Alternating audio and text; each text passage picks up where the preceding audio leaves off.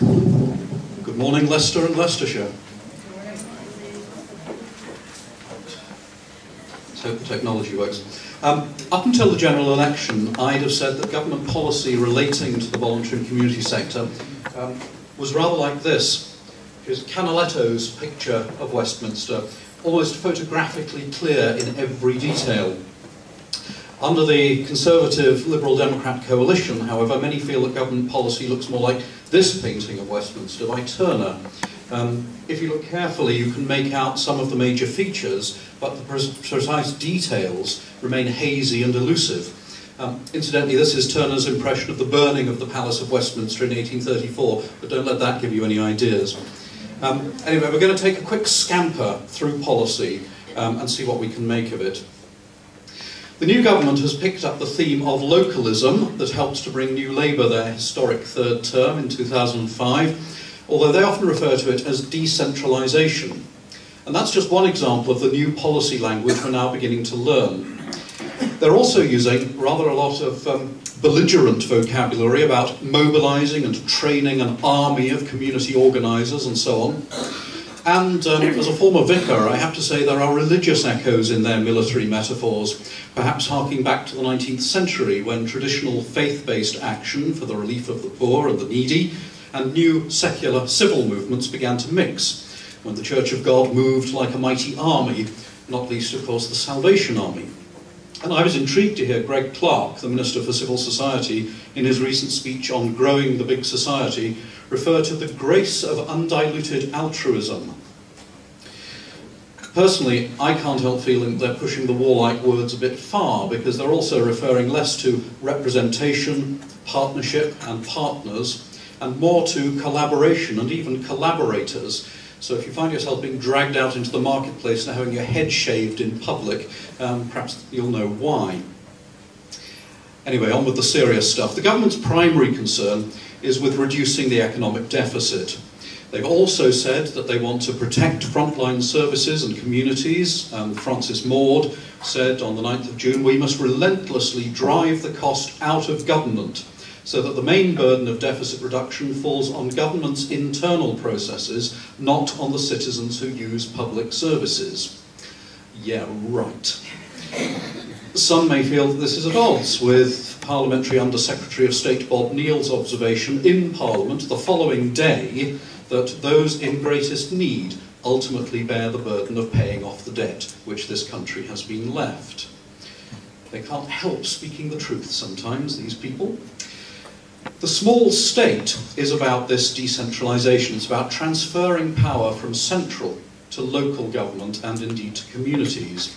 And the big society is about promoting community action, encouraging active citizenship and supporting co-ops, mutuals, charities and social enterprises. That's what they said. What it's not about, of course, is giving away money, but it is about devolving more power to local areas, local communities and even local individuals. The first round of cuts by the Department for Communities and Local Government was announced some time ago now, and it includes several funding streams on which many VCS organisations depend, including Community Cohesion, LAA Performance Reward Grant, Prevent or Preventing Violent Extremism, and the Working Neighbourhoods Fund. However, the Secretary of State, Eric Pickles, de-ring-fenced certain funds in order to give local authorities more flexibility when revising their budgets. And he also said that the CLG cuts would not exceed 2% of the total budget. Well, there will be many more and many more serious government spending cuts to follow, but where these will fall is unlikely to become clear, at least until after the results of the government spending review are announced on the 20th of October. What is clear is that some councils, and by no means always those in the wealthiest areas, are facing much bigger overall cuts to their funding from central government than others. NAVCA's partner organisation, BASAC, we're still on the right slide, that's good, expressed very well, I think, the voluntary and community sector response to the cuts. They said this: we are asking for open dialogue between national and local funders and community organisations to see where cuts can be made. We want to counter the view that the voluntary and community sector is an easy target for passing on cuts. Organisations that are running vital services must be able to plan ahead and deliver effectively for their communities. Wonderful case study from Thurrock, which some of you may have read about in Third Sector last week, where, recognising local concerns about the threat of funding cuts to services, Thurrock Council for Voluntary Services spoke to more than 100 local VCS groups to produce a report that included analysis of their concerns about council funding. Following undertakings in the local compact, Thurrock Council then carried out its own consultation with the voluntary sector over the next 3 months, and with the help of Thurrock CVS, the authority held one-to-one meetings with many organisations. The resulting impact assessment found that £1 of council funding given to a voluntary organisation enables the organisation to raise an additional £9 on average.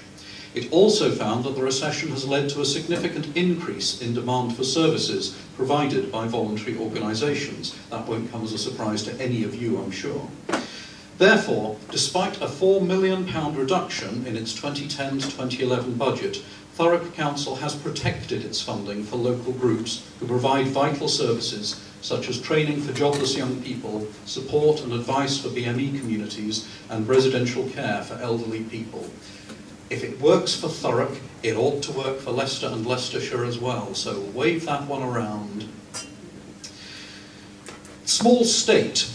Well, a lot of this is going to be focused in the Decentralisation and Localism Bill, which will be introduced by Eric Pickles and which was announced in the Queen's speech. This will give councils a general power of competence to do whatever they think is best for their communities. It will abolish the Local Government Standards Board to reduce national level accountability. It will give communities powers to save local facilities that are threatened with closure. You know, a lot of talk about local libraries recently in the pilot areas for big society. It will give communities the right to bid to take over local state-run services.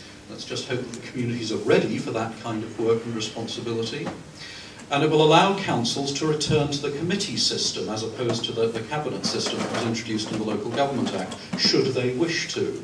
That, of course, will mean that those who are currently backbench local councillors would have back the power that they used to have.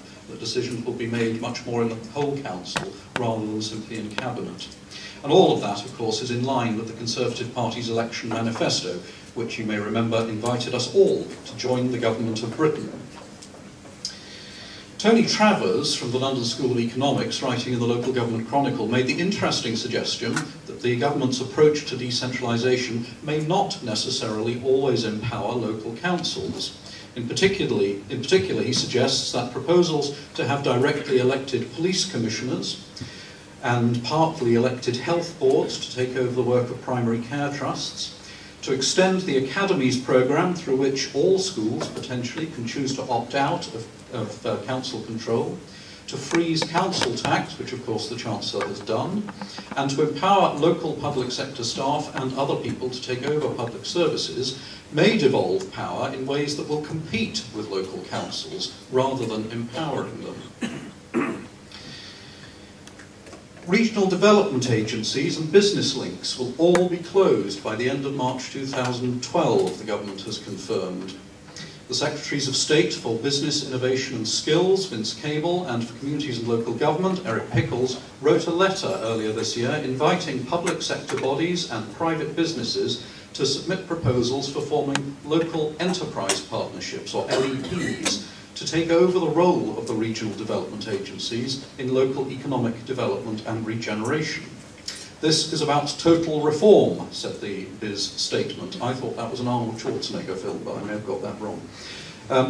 The geography of these local partnerships, it continued, should reflect natural economic areas, unlike some of the REAs, which are instead based on administrative boundaries. Now, judging from what we've read over the last couple of days, it seems that some areas have ignored this guidance and may have their proposals rejected because they've stuck with local authority boundaries. Well, if central government is going to reject local proposals, to me that raises a question mark over central government's commitment to localism. You can make your decisions locally so long as you make the decisions we want you to make. Where have we heard this before? We were also told to expect a white paper on the economy, quote, later in the summer. Well, it is quite late in the summer now, and that has yet to materialise. And there was going to be legislation setting out the details of the transition from RDAs to LEPs during the current session of Parliament. We wait.